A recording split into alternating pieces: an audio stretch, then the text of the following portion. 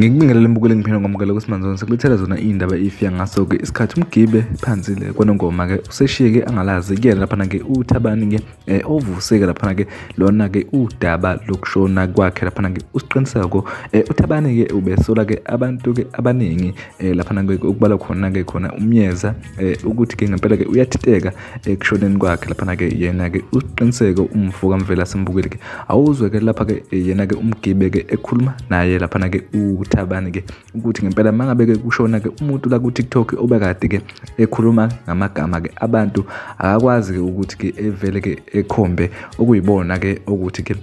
ibona ke abadale ukuthi ke ashone nansi ke ivideo yakhe lapha ke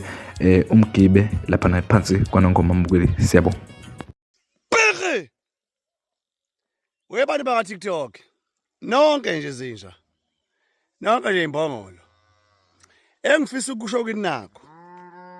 iyekeni lento yeni yokuthi umuntu afike adelele ku social media adelele ajivaze alulaze izithunzi zabanye abantu bethi bengambulala ebese nina nikwazi ukudetector ukuthi lo muntu loyo ubulawe ubani lonto leyo iyekeni hey out Thabani Hlatshwayo lamasimba othi usiqiniseko wabulawa uSiyamyeza amasimba lawo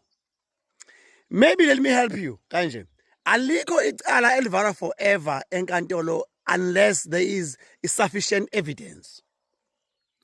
so njengamanje if ukuthi ayekho umuntu okaboshwa ngicala likasiqiniseko hamba epolice station wena eNiger la kwavula khona idokodo likasiqiniseko ubatshela ukuthi unalobufakazi obusha nabo uyezwa and then uSiyamyeza aboshwe yekela ukwenza ubulima lapha uzenza isihlakaniphe esilibele lapha lento ngisho ukuthi vele baningi abantu ababehlezi bekhuluma amasimba vele even nakimi bekhuluma udoti including naye usiqiniseko lo owathi mina ngabuyela udubule omunye wabo loyo waze wenza ivideo edlala ingoma kaFalabo ethi inyoka endala esho mina engabena uya endaweni yesigameko eye police station enike amaphoyisa ubufakazi obushwa kuboshwa umuntu yekelala ukudelela abantu ku TikTok ebese mase sebeniqhufuza ebese niyonuka abantu abathile nina zinja nina ninonke nje mgibe loyo bighi skula